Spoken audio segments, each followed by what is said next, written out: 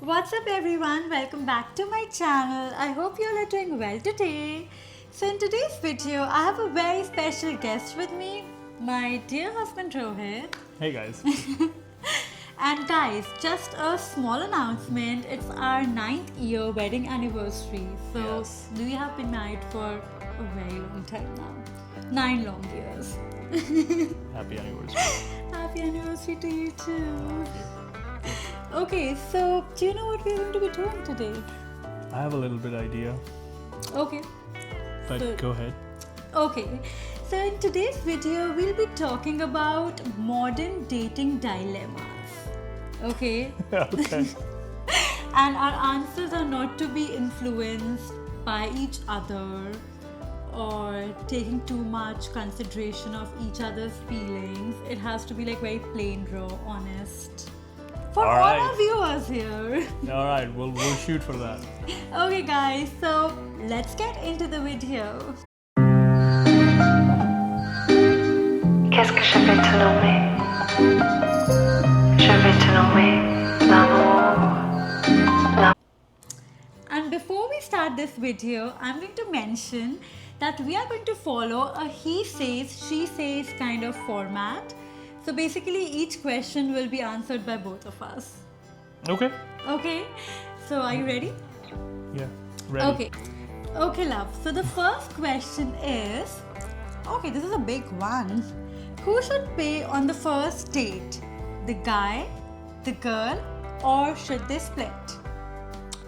So I think that the guy should pay for the first date, and I also think that today's standard in which whosoever calls the date should pay for the first date is also not an unreasonable one. I'd just like to say that if somebody asks for splitting the bill, that usually means that there won't be a second date. Well, What do you then- think? I mean, personally, I do think that I also feel that the guy should pay for the date, at least the first date, and I'm only talking about the first date. I don't care about like future dates or consecutive dates. It could work however it works best for the couple. But for the first date, I feel guys should pay because as much as I love independent women and I appreciate the concept and how it's happening, there's also a thing called as basic chivalry. And I think a guy should step up and at least pay for the first date. Great. Okay. Okay. So now we'll go for the second question. Okay, this is a saucy one. The question is it okay to go through your partner's phone? Well, I really think it depends upon. I think it's a personal preference. I think it really depends upon how people communicate it with each other.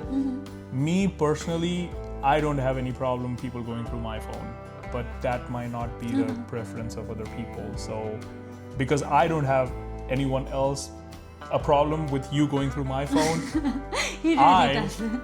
go through her phone. All so the time. all the time. And it's not looking for something particular. We just keep scrolling through each other's social media and we Yeah. just like to do it. We are like we know each other's passports and all of that. It's just always been like that with us.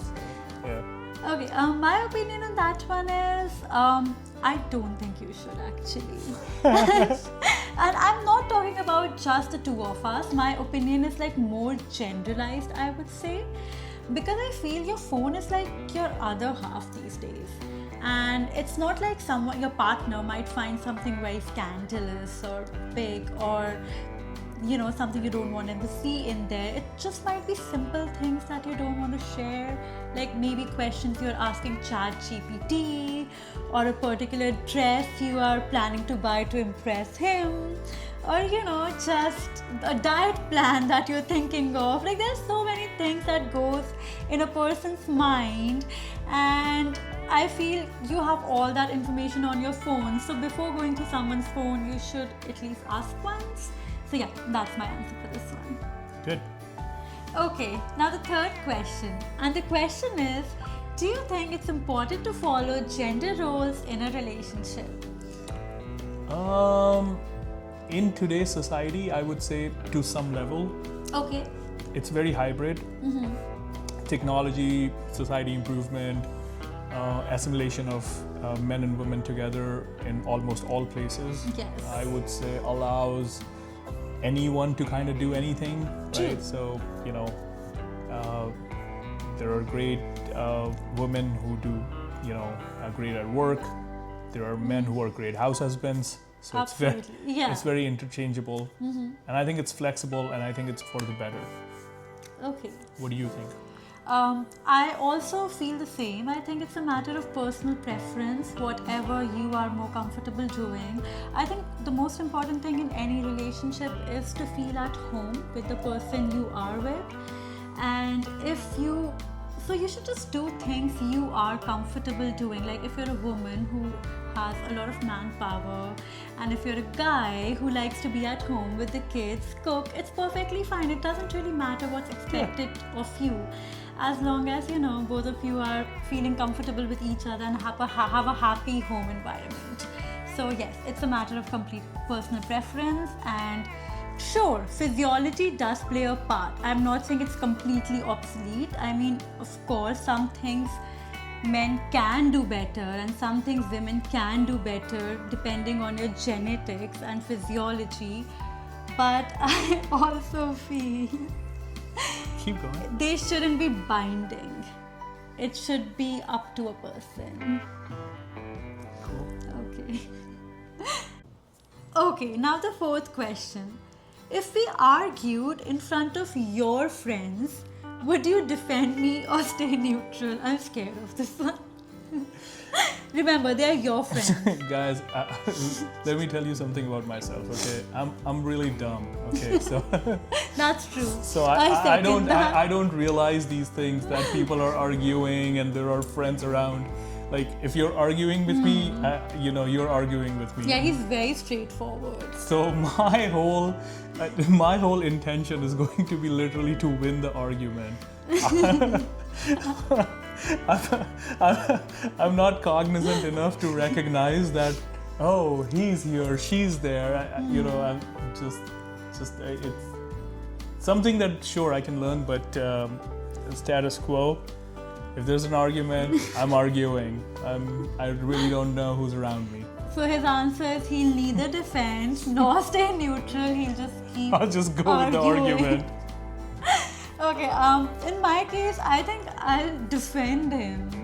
And no, I'm being very honest about it, not because I'm a saint or anything like that. It's just that I know that my friends love me anyway, like however I am. They're my friends, they're my family, they already have a soft spot for me. And he's my partner, and they don't know him. So I'll always want them to think of him with regards and respect. So I wouldn't want to do anything that hinders their opinion on him. So I'll actually do it in a very clever way. Like in between the argument, I might be like very angry, but then quickly I'll stop, I'll pause, I'll take a pause, I'll explain it to my friends that listen, he is saying it because such and such stuff happened right before this moment, so he's just in a bad mood right now. And then maybe I'll continue with the argument too, but I would let them know that it's not really his fault, it's something led to it. So I would defend you. That's smart people answer. So I'm changing my answer. I'm changing my answer now. So I'm going to do the same thing. Oh, so that's a good thing that happened on our anniversary. Yes. Yeah, now he's defending me. Yes.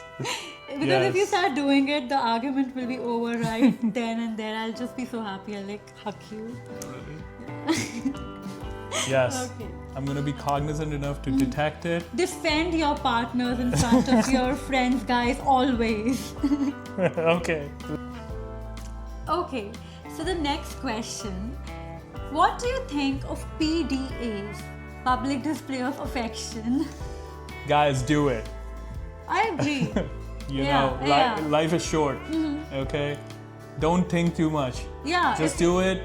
Nobody cares. Nobody remembers. People have a really short memory. No one cares. Nobody remembers. Just do it. Enjoy the moment. Enjoy your life. And then when you're really old, you can tell about that moment. Absolutely. I agree with him 100%. If you love someone, Do it publicly, privately, globally, secretly, however you wish.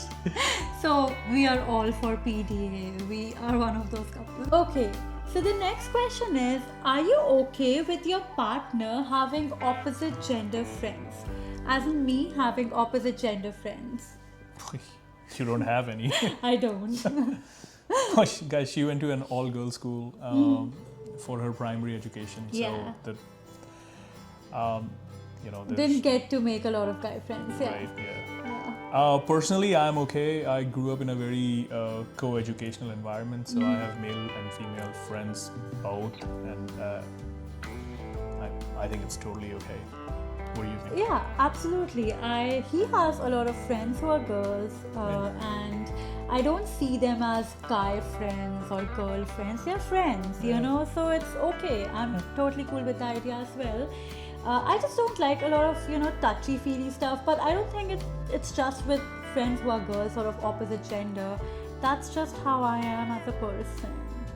I have this personal space thing going on. Well, I am a very hugging He kind is, of he person. is. I'm a big. So dick that's guy, a little so. difference of opinion we have there, but I don't think it has anything to do with friends being opposite gender people. Yeah. It's just how we are as people. Okay, so the next question is, how do you feel when I cancel plans or need alone time? Man, it sucks. Don't cancel any plans, guys. Come through all your plans. Plans, the thing about plans is as you grow together and spend more time in a relationship and grow in your life, the opportunity for plans keep getting smaller. True, So yeah. if you make a plan, Implement it. get on with it, get done with it. I agree with his opinion. I also don't like when he cancels plan, and I definitely don't like when he wants alone time. I don't give him any. I mean, we do give each other couple space and all of that, and we have different hobbies. We don't do everything together. We are not like that. But we like to be in each other's orbit, in each other's vicinity. We don't like the other person disappearing. So even if we are doing our own things, for example, he'll be watching a Netflix series and I'll be reading a book, we like to be in the same room. So yeah, so I would say we don't like cancelling plans or giving each other alone time. Okay, so the next question is, what do you think is one non-negotiable value in a relationship? One non-negotiable value, loyalty. Yeah, I would of say course. loyalty would be the one. That's most important, sure. Just one or many? Just one. Okay, fine. Loyalty. For me, it would be love. I mean, of course, loyalty is very important, but I feel it's equally important for people who are in a relationship to be in love with each other. And I'm not talking about this dreamy Hollywood, Bollywood kind of romance. Just basic gestures, care, compassion, understanding each other. I agree. That kind of charm. I think that's what keeps a relationship going through ups and downs. So as important as loyalty is, I feel love is equally important. Yeah, I would agree. Makes it worth it. Yeah. Okay, so we have come towards the end. The video went pretty well, guys. No arguments happened here. In fact, we learned a good thing. We learned that we are defending each other in arguments now. Yeah, we're making progress. Okay, so the question is, if I succeeded in something huge and you were struggling, would you be proud or secretly bothered? Always be proud. Yeah. Yes, Yeah. same. Of Success course. always is happy. Yes, success is happy, and Yeah. whether he succeeds or I do, it's the same. We'll always be proud. Yeah. So yes, the answer to that is we are, and we'll always be proud of each other's Yeah. success. People who are bothered by anyone's progress or success, I believe that they have a fundamental flaw of not being happy by themselves. And if you're not happy by yourselves, I don't think there is anything that will ever make you happy. So Yeah, true. I agree. Yeah. So yeah, we are very happy with our partner succeeding. yeah. And now we've come to the end of the video. The final question: what do you think is the hardest part of being in a healthy relationship? Hardest part of being in a healthy relationship. I think the hardest part of being in a healthy relationship is to be able to establish communication that resonates with each other. Yeah, So that's hard. that's really hard. So a lot of time people, we argue too because we don't understand each other's perspective Yeah. and where we're coming from. And I think that's a persistent challenge in every relationship, and it slowly goes away, and as the relationship progresses and you become a very effective communicator to each other as partners. I would say that would be the hardest thing in a True, relationship. absolutely, I agree. I think another one would be having conflicting values. Like, I'm not saying you and your partner should have the same opinions or approach things in a similar manner. What I'm trying to say is that your basic core values should be the same, as in what's most important in life, success or respect. How do you want to raise your children? Do you want them to be rich people or you want them to be good people? So just understanding those kind of things, and even if your values don't match exactly with your partner's, even if you have the capability to understand how they think and work accordingly, that would make a huge difference. But when there's a major conflict in values, I think it can be very hard in a relationship. Agree. Yeah. So that's my answer to that question. And guys, with that, we have come to the end of this video. And I think we had fun recording it. It was a nice little anniversary activity. Yeah, we had fun with that. And let me know if you all want to see more of him in my future videos. Also guys, I think both Rohit and I would love to know what was your favorite question and your favorite answer, and whose answer did you all like more. Yeah. We didn't fight while making this video, but we might argue. Maybe after the comments.